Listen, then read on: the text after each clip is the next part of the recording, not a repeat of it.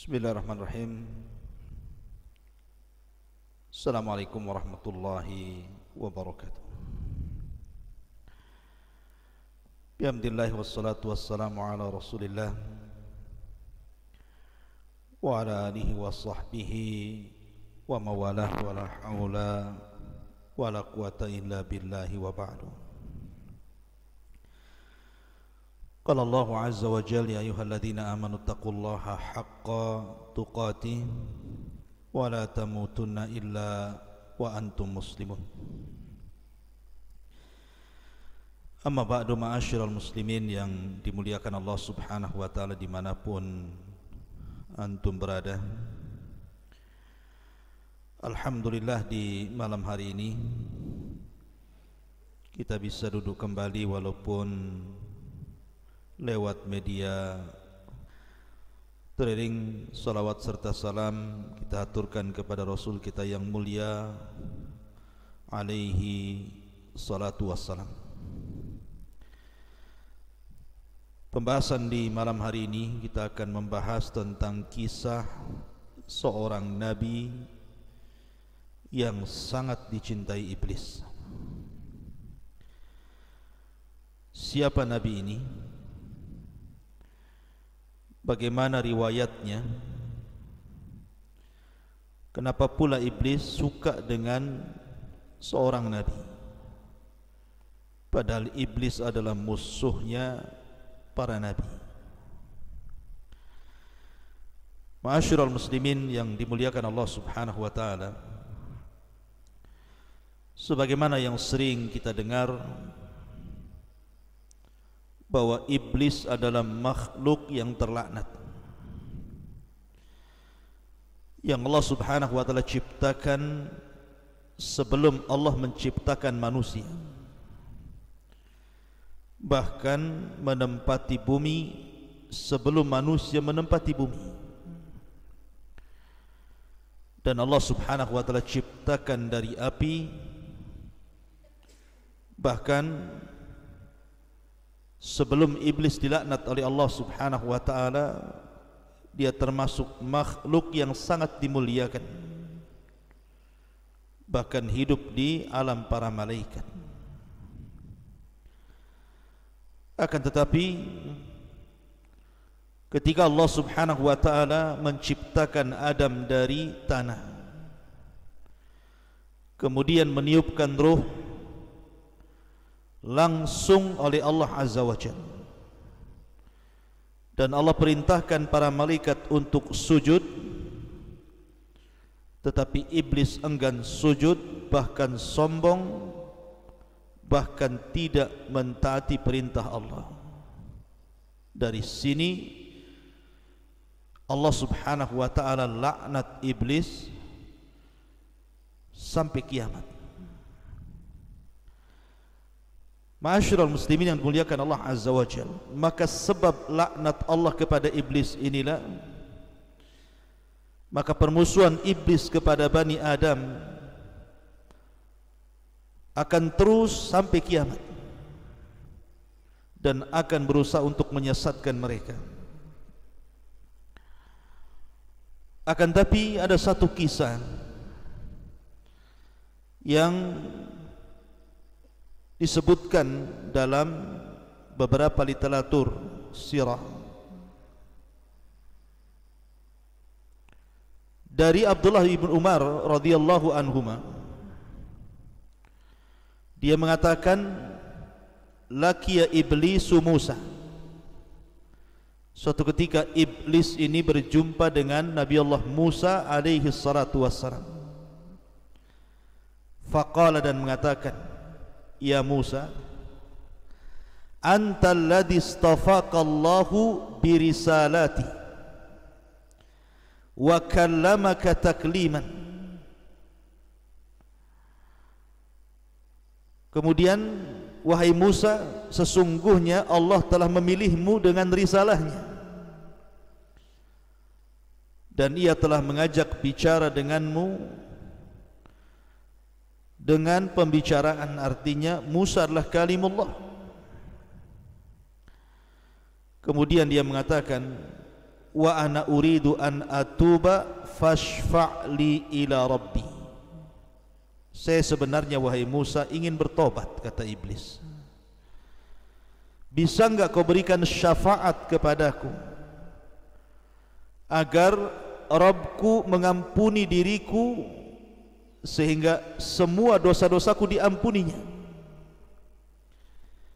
Maka Musa alaihi salatu wasallam mengatakan na'am ya. Maka Musa pun kemudian menghadap Allah. Fada'a Musa rabbahu, maka Musa pun memohon kepada Allah atas permintaan iblis itu. Maka di lain waktu iblis datang lagi kepada Musa dan mengatakan, ya Musa, wahai Musa, sudahkah kau sampaikan hajatku kepada Allah? Maka Musa mengatakan, ya, aku sudah sampaikan hajatmu kepada Allah.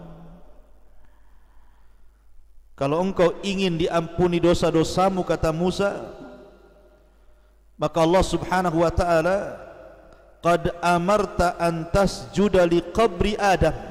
Syaratnya sujud kau ke kuburan Nabi Adam. Wa yutabu alaika, itu syarat Allah akan mengampuni dosa-dosamu. Ketika mendengar bahwa syarat diterima tobatnya harus sujud di kuburan Adam, fastakbara wa ghadib, tiba-tiba dia sombong dan murka dan mengatakan, lam asjud lahu hayyan fa kaifa asjud lahu mayitan. Wahai Musa, aku tidak pernah sujud kepada Adam di waktu Adam hidup, bagaimana pula aku sujud kepada Adam ketika Adam sudah mati? Mustahil bagiku.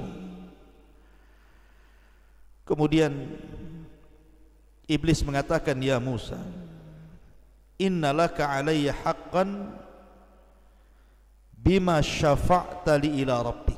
Wahai Musa, sekarang aku memiliki hutang kebaikan kepadamu, hutang budi kepadamu, karena engkau sudah berusaha untuk menjembataniku untuk bertobat kepada Rabbmu. Fadkurni, maka ingatlah aku, kata Musa, kata iblis, inda thalathin, pada 3 perkara. Ingat aku pada 3 perkara, dan aku akan berusaha untuk menghancurkannya. Pertama, udhkurni hina taghdab. Ingat aku wahai Musa ketika engkau murka, ketika engkau marah. Fa inni ajri minka majrad dam, sesungguhnya aku berjalan di jalan darahmu. Sesungguhnya aku berjalan di jalan darahmu. Artinya bahwa iblis dan juga orang-orangnya, bala tentaranya, akan masuk ke jalan darah manusia, kemudian membuat manusia itu murka karenanya. Makanya kenapa marah itu datang dari syaitan. Salah satu meredamkannya adalah dengan cara wudu, karena syaitan terbuat dari api dan api bisa padam dengan air, maka berwudu kemudian salat. Kemudian yang kedua, wadhkurni hina talqa wadhkurni hina talqa zahfa fa inni atibna adam hina yalqa zahfa fa adqarahu waladahu wa zawjatahu hatta yuwalliha.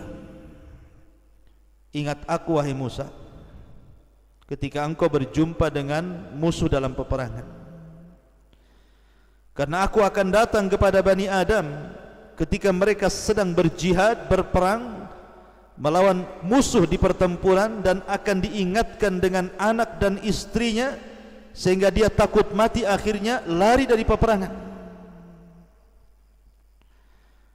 Kemudian yang terakhir, wa iyyaka an tujalisa imra'atan laysat bidzati mahramin fa inni rasuluha ilaik wa rasuluka ilaiha.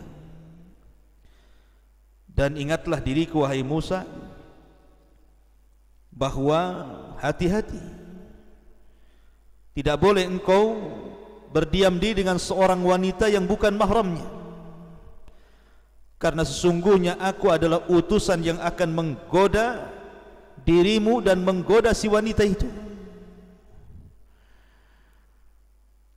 Maka kata syaitan, kata iblis, ingatlah 3 perkara ini. Bani Adam akan hancur kalau mereka tidak ingat bahwa itu perbuatan iblis. Riwayat ini disebutkan oleh Al-Imam Ibnul Asakir dengan sanadnya dalam Tarikh Dimaski, dan juga Imam Ghazali dalam kitab Ihya Ulumuddin, dan juga Ibnul Jauzi dalam kitabnya Talbis Iblis, dan beberapa juga para ulama mencantumkan dalam kitab-kitab mereka. Ma'asyiral muslimin yang dimuliakan Allah Subhanahu wa taala, termasuk juga Al-Imam As-Suyuti mencantumkan dalam tafsirnya ketika memberikan catatan kepada surah Al-Baqarah 31 sampai 33.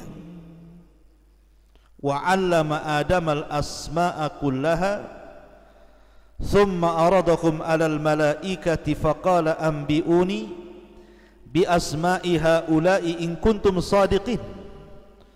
Qalu subhanaka la ilma lana illa ma 'allamtana innaka antal alimul hakim. Qala ya Adamu anbi'hum bi asma'ihim falamma anba'ahum bi asma'ihim qala alam aqul lakum inni a'lamu ghaibas samawati wal ardi wa a'lamu ma tubduna wa ma kuntum taktumun. Dan Allah telah mengajarkan seluruh nama-nama kepada Adam, kemudian ditampakkan kepada para malaikat, kemudian dikatakan, beritahu diriku nama-nama mereka jika kalian adalah orang-orang yang benar. Maka para malaikat mengatakan, maha suci engkau, tidak ada pengetahuan bagi kami kecuali apa yang kau ajarkan kepada kami. Engkau zat yang maha mengetahui lagi maha bijaksana. Maka Allah firmankan, wahai Adam, beritahu mereka para malaikat dengan nama-nama mereka. Maka tatkala Adam beritahu mereka para malaikat dengan nama-nama mereka, maka Allah Subhanahu wa taala katakan, bukankah sudah kukatakan kepada kalian, sesungguhnya aku mengetahui kegaiban langit dan bumi, dan aku mengetahui apa yang tampak dan apa yang kalian sembunyikan. Al-Imam Asy-Syuyuti dalam kitab Ad-Durar Nuthur ketika memberikan catatan kepada ayat ini, beliau membawakan sebuah riwayat daripada Imam Ibnu Akhrajahu Ibnu Abi Dunya, dikeluarkan oleh Ibnu Abi Dunya dalam Makayidus Syaitan, dari Abdullah ibn Umar radhiyallahu anhuma. Riwayat yang kurang lebih dengan riwayat yang saya baca di atas. Jadi iblis itu suka dengan Nabi Musa alaihi salatu wassalam, karena Musa itu memang nabi yang dekat dengan Allah Azza wa Jalla dan suka berdialog. Maka disematkan kepada Musa kalimat Kalimur Rahman, nabi yang suka berdialog dengan Allah. Karena di antara 25 nabi dan rasul yang dikenal dengan Kalimur Rahman itu 3. Pertama Adam, yang kedua Rasul kita Muhammad sallallahu alaihi wasallam, dan yang ketiga Musa alaihi salatu wassalam. Adam ketika di sorga, Rasul ketika di Sidratil Muntaha, dan Nabi Musa ketika di Bukit Saina. Tetapi yang banyak berdialog dengan Allah Azza wa Jalla secara langsung tanpa perantara adalah Musa. Sehingga apapun yang dipesankan iblis kepada Musa, Musa bisa menyampaikan kepada Allah Subhanahu wa taala. Makanya dia berjumpa iblis suka dengan Nabi Musa dan mengatakan, ya Musa antal ladzi istafaqallahu bi risalatihi wa kallamaka takliman. Wahai Musa, engkau rasul yang Allah pilih dan engkau rasul yang suka berdialog dengan Allah Subhanahu wa taala. Bagaimana idza tubt, kalau aku seandainya bertobat kepada Allah Azza wa Jalla, apakah aku akan diampuni? Bisakah engkau menjadi perantara diriku dengan Allah? Isfa'li ila Rabbi, an yatuba alayya, bisakah kau menjadi perantara bagiku wahai Musa, bincangkan dengan Rabbku, maukah dia mengampuni dosa-dosaku? Artinya iblis di sini kepengen sekali bertobat sebenarnya. Maka kenapa iblis itu menangis apabila melihat seseorang itu sujud? Dan dia pun mengatakan, Allah perintahkan aku untuk sujud, aku pun tidak sujud, sementara hamba ini perintahkan sujud, dia sujud. Makanya suatu saat di masa Nabi Musa, iblis ini ingin bertobat kepada Allah Azza wa Jalla, dan dia minta kepada Musa sebagai perantaranya. Maka Musa pun fada'a Musa Rabbah, meminta dan berdoa kepada Allah Subhanahu wa ta'ala, menyampaikan permohonan iblis itu. Kemudian setelah Musa menyampaikan keinginan iblis, maka iblis datang kepada Musa, ya Musa qad qadaita hajataka, wahai Musa, sudahkah engkau melaksanakan hajatmu? Kemudian falakiya Musa iblis, maka Musa pun berjumpa dengan iblis dan mengatakan, ya iblis, qad amarta an tasjuda li qabri Adam wa yutabu alaika. Aku sudah sampaikan perkaramu kepada Allah. Allah hanya minta syarat kepadamu, sujud ke kuburan Adam, nanti Allah akan ampuni dosamu. Maka mendengar disuruh sujud kepada kuburan Adam, ghadib, murka langsung iblis itu, enggak terima. Maka dia mengatakan, lima asjud lahu hayyan asjudu lahu mayyitan. Kenapa aku harus sujud kepada Adam di waktu dia hidup, sekarang kau pula suruh aku sujud di waktu dia mati? Waktu Adam hidup saja aku enggak mau sujud, sekarang dia sudah mati kau perintahkan aku sujud? Oh tidak, aku tidak mau. Maka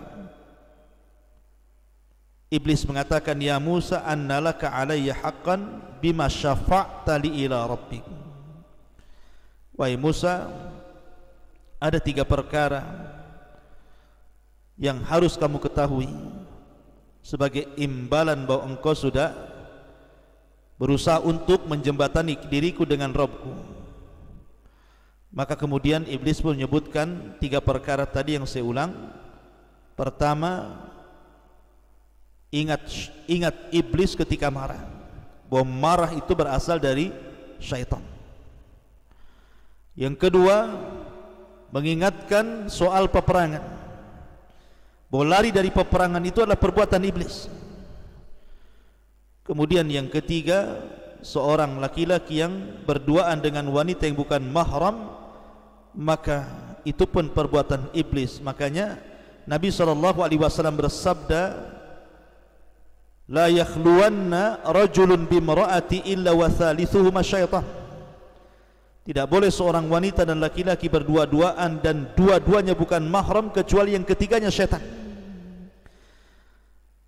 Ma'asyiral muslimin yang dimuliakan Allah Azza wa Jalla, inilah 2 riwayat yang disebutkan para ulama bahwa iblis itu menyukai Musa karena memang Musa bisa menjembatani dia dengan Allah Subhanahu wa ta'ala. Tapi ketika Allah sudah berikan putusan, dia bisa menerima tobat iblis dengan syarat menghilangkan kesombongannya untuk sujud kepada Adam, tetapi kesombongannya tidak mau hilang. Ma'asyiral muslimin yang dimuliakan Allah Azza wa Jalla, akan tetapi tentang 2 riwayat ini Syekh Albani rahimahullahu ta'ala menganggap bahwa 2 riwayat ini lemah, sebagaimana disebutkan dalam kitabnya Al-Jami' As-Saghir pada nomor urut hadis ke 2213, bahwa hadis ini lemah, tidak bisa dijadikan sandaran. Tetapi 3 perkara yang disebutkan iblis itu sahih secara makna, karena banyak hadis-hadis yang mendukung tentang 3 perkara itu. Pertama, soal marah. Nabi SAW bersabda ketika seorang datang kepada Rasul minta diwasiati, dinasihati, diminta wejangan kepada Rasul, dan Rasul mengatakan, la taghdab, la taghdab, la taghdab, faraddada miraran, la taghdab. Jangan marah, jangan marah, jangan marah. maka Rasul terus mengulang-ulang kalimat nasihat jangan marah itu, karena memang marah itu dari syaitan. Makanya Rasul mengatakan, kalau anda sedang marah di waktu berdiri duduk, kalau anda marah waktu duduk baring, kalau anda marah di waktu baring wudu, kalau anda masih marah juga salat, dan begitu seterusnya. Kemudian juga termasuk orang yang lari dari peperangan. Al-Imam Al-Zahabi rahimahullah ta'ala menyebutnya salah satu minal kabair, dosa dari dosa-dosa besar seseorang lari dari peperangan. Kemudian juga seseorang berkhalwah, riwayat-riwayatnya sahih. Tapi yang jelas bahwa walaupun demikian, maka iblis tetaplah iblis, makhluk yang sudah dilaknat Allah subhanahu wa ta'ala, dan akan senantiasa menggoda kita. Oleh karena itulah hati-hatilah dari tipu daya iblis, karena iblis akan menggoda kita ini selangkah demi selangkah, setahap demi setahap. Mulai daripada yang berat, mengajak kita kesyirikan, menyembah selain Allah azza wa jal. Kalau tidak bisa, turun tensinya ke bawah, mengajak kita menentang Nabi dan Rasulnya dan menentang ajarannya. Kalau tidak bisa, maka turun ke bawah, mengajak kita untuk melakukan dosa-dosa besar. Kalau tidak, maka terus ke bawah, disuruhnya kita untuk melakukan dosa-dosa kecil. Kalau tidak bisa terus ke bawah, disuruhnya kita melakukan hal-hal yang tidak ada faedahnya, sehingga kita disibukkan dengan perkara-perkara yang tidak ada manfaatnya, sampai akhirnya kita terlena dengan godaannya. Makanya Allah mengatakan, wala tattabi'u khutuwatis syaitan, jangan kalian mengikuti langkah-langkah syaitan, karena syaitan itu aduun mubin, musuhmu yang paling nyata. Wallahu alam. Inilah tentang kisah seorang nabi yang sangat dicintai oleh iblis, Musa alaihi salatu wassalam. Namun sayang, riwayatnya dilemahkan oleh Syekh Nasiruddin Al-Albani rahimahullahu ta'ala, dan juga para ulama yang lainnya. Mudah-mudahan manfaatnya. Subhanallahi bihamdika, asyhadu an la ilaha illa anta, astaghfiruka wa atubu ilaik. Allahu ta'ala alam. Assalamualaikum warahmatullahi wabarakatuh.